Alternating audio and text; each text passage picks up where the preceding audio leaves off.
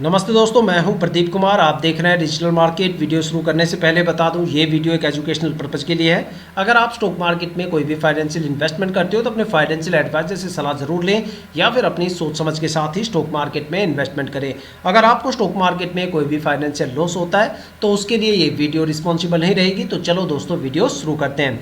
दोस्तों, आज हम बात करने वाले हैं 197 कम्युनिकेशन स्टॉक के बारे में। देखा जाए तो लोग मार्केट में इसे पेटीएम के नाम से जानते हैं, जिसको आमतौर पे हम यूपीआई वगैरह या पेमेंट ट्रांसफ़र करने के लिए यूज़ करते हैं। ये वही ब्रांड है। साथ में अगर देखा जाए तो ये फाइनेंशियल सर्विसेज सेक्टर से ये स्टॉक बिलोंग करता है। देखो, इस स्टॉक के बारे में कोई भी स्टॉक, अगर आप स्टॉक मार्केट में किसी भी स्टॉक में इन्वेस्टमेंट करते हो तो भाई 3 पॉइंट आप समझ लो, आप कभी स्टॉक मार्केट में धोखा नहीं खाओगे। और मुझे सब्सक्राइब कर लो, बहुत ऊपर तक आप जाओगे। ठीक है, तो यहाँ पे देखो, मैं सबसे मेजर इंपॉर्टेंट 3 पॉइंटों के बारे में बताने वाला हूँ। वो 3 पॉइंट अगर आप किसी भी स्टॉक के बारे में जान लेते हो तो समझ लो आपने उस स्टॉक के बारे में 60 से लेके 80% तक की जो डीप फंडामेंटल एनालिसिस है वो मात्र चंद मिनट की वीडियो में कर डाली। अगर बेसिक फंडामेंटल देख के आप स्टॉक में इन्वेस्टमेंट करोगे तो एक बड़ा नुकसान आपको हो सकता है। ठीक है, फिर बाद में आप वीडियो देखोगे, क्वेरीज करोगे कि भैया कब रिटर्न आएगा, कितनी गिरावट होगी। तो देखो, ये सारे सवालों के जवाब ही खत्म हो जाएंगे अगर आप ये 3 पॉइंट किसी भी स्टॉक में इन्वेस्टमेंट करने से पहले बारीकी से चेक कर लेते हो तो। ठीक है, तो सबसे पहला जो पॉइंट होता है वो होता है किसी भी स्टॉक के पिछले 5 साल के रिटर्न के बारे में। ठीक है, अगर आप स्टॉक पे इन्वेस्टमेंट करते हो तो स्टॉक के पिछले 5 सालों के रिटर्न आपको पता होने चाहिए, जिससे आपको पता चलता है कि भाई एक आइडिया आपको मिलेगा, एक पैटर्न आपको देखने को मिलेगा कि भाई ये स्टॉक शॉर्ट टर्म में ज़्यादा प्रॉफिटेबल है या लॉन्ग टर्म में ज़्यादा प्रॉफिटेबल है। या फिर ऐसे कौन कौन से नेगेटिव टाइम ड्यूरेशन हो सकते हैं जहाँ पे स्टॉक में आपको काफ़ी बड़ी गिरावट देखने को मिल सकती है, या फिर ऐसे कौन कौन से पॉजिटिव टाइम ड्यूरेशन है जहाँ पे स्टॉक से आपको भर भर के रिटर्न देखने को मिल सकता है। मैक्सिमम स्टॉक में कितनी गिरावट हो सकती है और मैक्सिमम ये स्टॉक कितना ज़्यादा रिटर्न देने का दम रखता है। साथ में दूसरा सबसे major point, share holding pattern. किसी भी स्टॉक में इन्वेस्टमेंट करने से पहले उस स्टॉक का शेयर होल्डिंग पैटर्न आपको पता होना चाहिए। मोस्टली बंदा शेयर होल्डिंग पैटर्न के बारे में यही सोचते हैं, भाई प्रमोटर इतने हैं, डीआईआई इतनी है, एफआईआई इतनी है और पब्लिक इन्वेस्टर्स इतने, सारे ठोक ठोक के भरे पड़े हैं, स्टॉक ऊपर तक जाएगा। ऐसा बिल्कुल नहीं होता। यहाँ पे भी कुछ बारीकियां हैं जो आपको ध्यान में देनी चाहिए। सबसे पहले जो सबसे मेजर पॉइंट होता है वो मैं आपको बताता हूँ। किसी भी स्टॉक में इन्वेस्टमेंट करने से पहले प्रमोटर की होल्डिंग 50% या उससे ज़्यादा होनी चाहिए। अगर किसी भी स्टॉक में मान लो प्रमोटर की होल्डिंग 50% से कम है तो समझ लो प्रमोटर अपनी होल्डिंग को जल्दी से रिलीज करने की कोशिश करेंगे, जिससे आने वाले टाइम में स्टॉक के रिटर्न्स काफ़ी ज़्यादा कम देखने को मिलेंगे और स्ट्रेस लेवल आपको ज़्यादा देखने को मिलेगा। लेकिन अगर मान लो किसी भी स्टॉक में प्रमोटर की होल्डिंग 50% से ज़्यादा है, मान लो 70, 80, 90% या इससे ज़्यादा है, तो वो स्टॉक या तो मल्टीबैगर बनेगा या फिर वो स्टॉक लंबे टाइम तक एक अच्छा खासा रिटर्न आपको देगा। देखा जाए तो स्टॉक मार्केट में जो सबसे ज़्यादा ट्रस्टवर्दी इन्वेस्टर्स होता है वो प्रमोटर होते हैं, जो कंपनी के बारे में सबसे ज़्यादा इन्फॉर्मेशन रखते हैं और कंपनी के साथ काफ़ी लंबे टाइम तक रुकते हैं और अपनी होल्डिंग को धीरे धीरे करके रिलीज करते हैं। देखा जाए तो प्रमोटर ही होते हैं जिनकी वजह से स्टॉक इतने बड़े छलांग लगाते हैं, इतने बड़े उछाल आपको देखने को मिलते हैं। देखा जाए तो स्टॉक मार्केट में 2 सबसे ज़्यादा पैनिक इन्वेस्टर्स की भी कैटेगरी होती है। मोस्टली बंदे सोचते हैं भाई पब्लिक इन्वेस्टर्स ज़्यादा पैनिक होते हैं। भाई अगर आप पिछले 5 साल के होल्डिंग पैटर्न जब आप चेक करोगे ना, तब आपको पता चलेगा कि एफआईआई से ज़्यादा पैनिक कोई इन्वेस्टर्स होता ही नहीं। कई स्टॉक ऐसे मिलेंगे, आप कोई भी रैंडमली 15-20 स्टॉक उठाना, उसमें आप देखना कई बार पिछले साल एफआईआई की होल्डिंग 0% होती है और अगले साल तक आते आते वो होल्डिंग 10-15% से 30-40% हो जाती है। और काफ़ी ज़्यादा स्टॉक ऐसे मिलेंगे जहाँ पे लास्ट ईयर 10-15 से लेकर 40-45% एफआईआई की होल्डिंग होती है और अगले साल तक आते आते 5-7% या फिर 0% वहाँ पर होल्डिंग हो जाती है। मतलब काफ़ी ज़्यादा माल बेच के वो निकल जाते हैं या फिर अचानक से काफ़ी ज़्यादा माल वो खरीद लेते हैं। तो जिस स्टॉक में एफआईआई डीआईआई की होल्डिंग 10-15% से क्रॉस हो जाती है, समझ लो वहाँ पे आपको फ्लक्चुएशन भी दब के मिलेगा और आने वाले टाइम में गिरावट भी आपको भर भर के देखने को मिलेगी। और तीसरा जो सबसे मेजर पॉइंट होता है वो होता है कंपनी की फाइनेंशियल कंडीशन। बंदे क्या देखते हैं, सिर्फ मेजर 2 पॉइंट देखते हैं, भाई कंपनी का रिवेन्यू इतना है और कंपनी के ऊपर कर्जा इतना है। भाई ये 2 पॉइंटों से अगर आप स्टॉक मार्केट में इन्वेस्टमेंट करोगे तो फिर इसका मतलब आपने कोई फंडामेंटल एनालिसिस या तो करना नहीं सीखा या फिर आपने कभी मार्केट में इन्वेस्टमेंट करने के बारे में, उसकी फंडामेंटल एनालिसिस करने के बारे में कुछ सोचा नहीं है। देखो, फाइनेंशियल कंडीशन का क्या मतलब होता है। आप किसी स्टॉक पे इन्वेस्टमेंट करते हो तो भाई क्या सोच के करते हो, भाई कंपनी ने कितना रिवेन्यू जनरेट किया, तो वहाँ पे आप देखते हो टोटल रिवेन्यू। भाई कंपनी ने मान लो 100 करोड़ का रिवेन्यू जनरेट किया, एक एग्जांपल ले लो 100 करोड़ का रिवेन्यू जनरेट किया, तो वो हो गया टोटल रिवेन्यू। अब टोटल रिवेन्यू में क्या होता है, कंपनी के कई इनकम सोर्सेज होते हैं। भाई कंपनी मार्केट में इंटरेस्ट भी लेती है, उससे भी उनकी इनकम आती है, म्यूचुअल फंड में भी वो इन्वेस्टमेंट करते हैं, स्टॉक मार्केट में भी इन्वेस्टमेंट करते हैं, थर्ड पार्टी में भी इन्वेस्टमेंट करते हैं। ये सारे रिसोर्सेज होते हैं कंपनी के टोटल इनकम के। लेकिन एक सबसे मेजर पॉइंट होता है ऑपरेटिंग प्रॉफिट, क्योंकि भाई कंपनी ने अपने दम पे, अपनी ऑपरेशनल एक्टिविटी के बेस पे, अपने स्टाफ के बेस पे, अपना जो उसका काम है उसके बेस पे कंपनी ने आखिर कितना रिवेन्यू बनाया, वो सबसे मेजर पॉइंट होता है जिसको बोलते हैं ऑपरेटिंग प्रॉफिट। दूसरा जो सबसे मेजर पॉइंट होता है वो होता है इन्वेस्टमेंट की। मार्केट में कंपनी कितना इन्वेस्टमेंट कर रही है अपने बिजनेस को एक्सपेंड करने के लिए। काफ़ी ज़्यादा स्टॉक ऐसे होते हैं जो एक लिमिटेड एरिया में बिजनेस करते हैं, एक सीमित दायरे में रहते हैं, अपने बिजनेस को मार्केट में एक्सपेंड नहीं करते, ठीक है। और काफ़ी ज़्यादा स्टॉक ऐसे होते हैं जो अपने बिजनेस को फैला देते हैं मार्केट में, और मार्केट में इन्वेस्टमेंट करते रहते हैं अपने बिजनेस को एक्सपेंड करने में। वो उस स्टॉक में आपको एक ज़बरदस्त ग्रोथ भी मिलेगी, और आने वाले टाइम में उस स्टॉक में आपको रिटर्न भी भर भर के देखने को मिलेगा, जिसको बोलते हैं भाई मार्केट में कंपनी कितना इन्वेस्टमेंट कर रही है। तीसरा जो पॉइंट होता है वो होता है सरप्लसेस और कंपनी के रिजर्व के बारे में। कंपनी ने बुरे वक्तों के लिए या फिर कंपनी का रिजर्व कितना है, वो सबसे मेजर पॉइंट है, जिससे पता चलेगा कि भाई कंपनी इंटरनली फाइनेंशियली कितनी मजबूत है, ठीक है। तो ये पॉइंट आपको फाइनेंशियल कंडीशंस में जरूर चेक करने चाहिए। और ये तीनों पॉइंट वन बाय वन करके अब मैं आपको इस वीडियो में बताता हूँ पेटीएम स्टॉक के बारे में। काफ़ी ज़्यादा इंपॉर्टेंट वीडियो है। अगर आप पेटीएम स्टॉक में कोई भी इन्वेस्टमेंट कर रहे हो तो यहाँ पे आपको काफ़ी बड़ी चीज़ें मैं आपको दिखाने वाला हूँ जो स्टॉक में होने वाली है। अगर स्टॉक के पिछले 5 साल के रिटर्न मैं आपको दिखाऊं तो भाई ये स्टॉक के शॉर्ट टर्म और लॉन्ग टर्म के बेस पे अलग अलग टाइम ड्यूरेशन के हिसाब पे स्टॉक के पिछले 5 साल के रिटर्न है। अगर शॉर्ट टर्म की बात करें तो भाई स्टॉक में शॉर्ट टर्म में जब आप इसे 9 महीने के लिए होल्ड करोगे तब स्टॉक में अच्छा खासा रिटर्न देखने को मिल सकता है, ठीक है। और अगर स्टॉक में लॉन्ग टर्म में ज़्यादा अगर आपने स्टॉक को लंबे टाइम के लिए होल्ड कर लिया तो भाई यहाँ पे भी आपको बड़ी गिरावट देखने को मिल सकती है।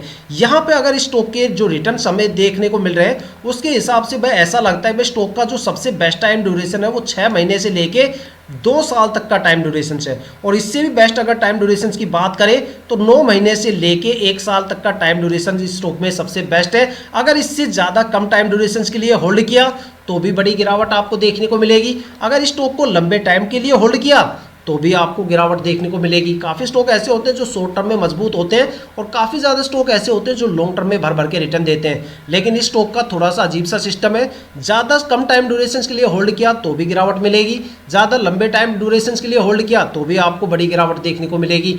यहाँ पे बेस्ट टाइम ड्यूरेशन 9 महीने से लेकर 1 साल तक का टाइम ड्यूरेशन है जहाँ पे आपको एक अच्छा खासा रिटर्न देखने को मिल सकता है। अब बात करते हैं स्टॉक के होल्डिंग पैटर्न के बारे में। तो भाई यहाँ पे जो सबसे बड़ा पॉइंट आपको देखने को मिल रहा है प्रमोटर होल्डिंग। मैंने बताया था 50% से ऊपर प्रमोटर होल्डिंग होनी चाहिए।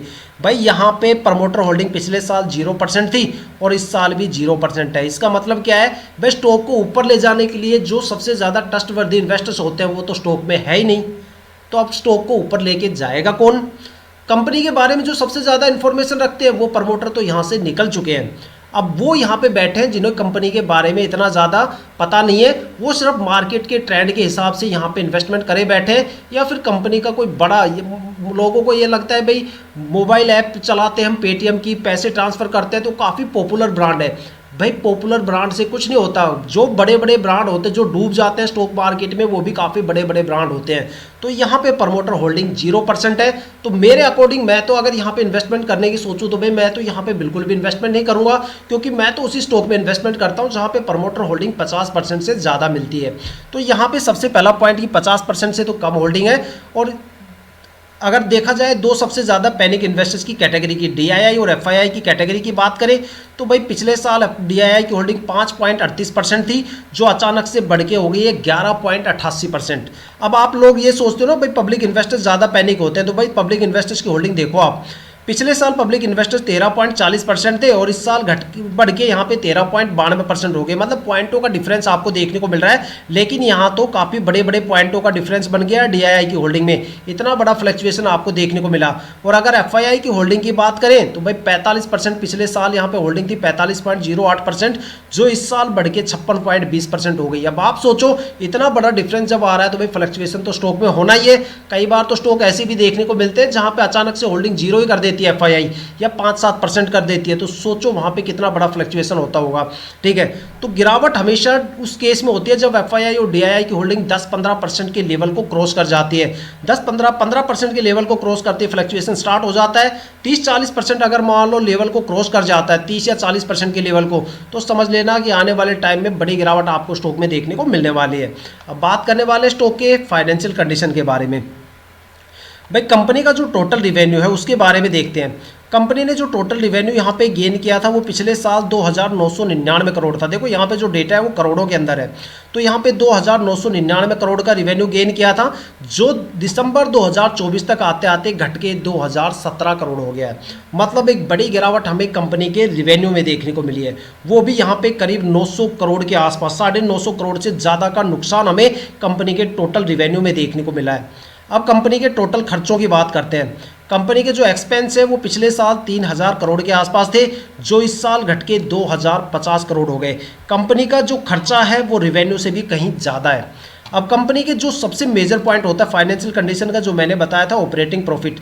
अब देखो कंपनी ने अपने दम पे कितना ऑपरेटिंग प्रॉफिट जनरेट किया है। भाई कंपनी ने अपने दम पे -223 करोड़ यहाँ पे लॉस खाया है। ठीक है, यही होता है सबसे मेन पॉइंट। अभी आप ये सोचोगे भाई कंपनी का रिवेन्यू तो 2,000 करोड़ था, फिर कंपनी का यहाँ पे खुद की जो ऑपरेशनल एक्टिविटी है उससे कंपनी को 223 करोड़ का लॉस कैसे हो गया। जब कंपनी की ऑपरेशनल प्रॉफिट लॉस में चल रहा है तो भाई यहाँ पे रिवेन्यू कैसे इतना ज़्यादा आ गया। भाई इसके अलावा कंपनी के और भी इनकम सोर्सेज हैं, जैसे भाई यहाँ पे अदर इनकम सोर्सेज आ गया, कंपनी ने मार्केट से कितना इंटरेस्ट कैप्चर किया, वो सारी चीज़ें मिला के ये रिवेन्यू जनरेट हुआ है। ठीक है, लेकिन अगर कंपनी की खुद की परफॉर्मेंस देखें, जो कंपनी के स्टाफ, जो कंपनी के ऑफिशियल एक्टिविटी है, उनसे जो कंपनी ने अपना खुद के दम पे व्यापार किया है, उसके हिसाब से तो कंपनी ने 223 करोड़ का नुकसान खाया है। अब जो कंपनी 1 करोड़ का भी प्रॉफिट नहीं कमा पा रही, बल्कि यहाँ पे 200 करोड़ का लॉस यहाँ पे उठा रही है, तो सोचो भाई कंपनी तो चल ही नहीं रही, कंपनी तो घाटे के अंदर चल रही है। अब जब कंपनी घाटे में चलेगी तो भाई प्रमोटर तो निकल के भागेंगे। अब जो कंपनी के बारे में सबसे ज़्यादा इन्फॉर्मेशन रखते हैं वही निकल के भाग गए, तो भाई हम यहाँ पे इन्वेस्टमेंट करें क्यों बैठे, हमें तो कंपनी के बारे में इतना कुछ पता भी नहीं है। तो यही चीज़ होती है ऐसे केस में जब स्टॉक में एक बड़ी गिरावट हमें देखने को मिलती है। अब बात करते हैं स्टॉक के थोड़े से और डीपली फंडामेंटल के बारे में। अगर कंपनी के रिजर्व की बात करें तो भाई कंपनी का पिछले साल रिजर्व 8,000 करोड़ के आसपास था, तो देखा जाए तो इस साल रिजर्व बढ़ा के कंपनी ने 13,263 करोड़ कर दिया। अब यहाँ पे ये है कि भाई कंपनी आर्थिक तौर पे काफ़ी ज़्यादा मजबूत है, लेकिन फिर भी कंपनी अपना ऑपरेशनल एक्टिविटी से रिवेन्यू जनरेट नहीं कर पा रही, तो यहाँ पे कुछ करेक्शंस हो सकती है कंपनी के ऑपरेशनल एक्टिविटी के बीच में कि भाई आखिर कंपनी इतने अच्छे आर्थिक पोजीशन पे होने के बाद रिवेन्यू क्यों नहीं जनरेट कर पा रही। ठीक है, अब बात करते हैं कंपनी के टोटल खर्चों के बारे में। टोटल लाइबिलिटीज़ की बात करें तो भाई कंपनी के पिछले साल खर्चे थे 10,303 करोड़, जो इस साल बढ़ के हो गए हैं 17,139 करोड़ के खर्चे। कंपनी के टोटल खर्चे हो गए 17,139 करोड़, काफ़ी बड़ा अमाउंट है। अब बात करते हैं भाई कंपनी ने मार्केट में अपने बिजनेस को फैलाने के लिए कितना इन्वेस्टमेंट किया, तो भाई कंपनी ने पिछले साल किया था 3,740 करोड़ का यहाँ पे इन्वेस्टमेंट मार्केट में अपने बिजनेस को आगे ले जाने के लिए। और इस साल यहाँ पे कंपनी ने मार्केट में इन्वेस्टमेंट किया है 4,628 करोड़ का। तो यहाँ पे एक बड़ा पॉजिटिव पॉइंट हमें देखने को मिलता है कि भाई चाहे रिवेन्यू काफ़ी ज़्यादा माइनस में हो, लेकिन कंपनी मार्केट में अपने आप को बिजनेस को एक्सपेंड करने के लिए, मार्केटिंग वगैरह करने के लिए, या अपनी ब्रांचेज वगैरह को खोलने के लिए, या स्टाफ वगैरह हायर करने के लिए काफ़ी ज़्यादा यहाँ पे पैसा इन्वेस्टमेंट कर रही है। ठीक है, लेकिन यहाँ पे दो सबसे ज़्यादा मेजर पॉइंट होते हैं, वो ये है, देखो ये कोई भी बिजनेस होता है, यहाँ पे जो बिजनेस एक्सपेंड हो रहा है, यहाँ पे आपका भी प्रॉफिट है। आपका प्रॉफिट ये है कि भाई बिजनेस एक्सपेंड होगा तो एक ट्रस्ट बन जाता है, भाई कंपनी काफ़ी लंबे टाइम तक स्टॉक मार्केट में रहेगी। लेकिन यहाँ पे बिजनेस एक्सपेंड करेंगे तो सबसे ज़्यादा प्रॉफिट किसको मिलेगा, कंपनी को ही होगा। ठीक है, पब्लिक इन्वेस्टर्स को थोड़ी ना होगा। पब्लिक इन्वेस्टर्स को कब प्रॉफिट होगा, जब कंपनी यहाँ पे अपना ऑपरेशनल प्रॉफिट जनरेट करेगी। ठीक है, क्योंकि यहाँ प्रॉफिट जनरेट करेगी तो स्टॉक ऊपर जाएगा, स्टॉक ऊपर जाएगा तो पब्लिक इन्वेस्टर्स को कुछ मिलेगा। और अगर मान लो यहाँ पे ऑपरेशनल प्रॉफिट ही नहीं कमा पा रही कंपनी, तो भाई स्टॉक कहाँ से देगा आपको निकाल के पैसा। जो कंपनी मार्केटिंग कर रही है, बिजनेस एक्सपेंड कर रही है, वो तो अपनी जेबें गर्म करने के लिए कर रही है। तो यहाँ पे एक बड़ी गिरावट हमें देखने को मिलती है।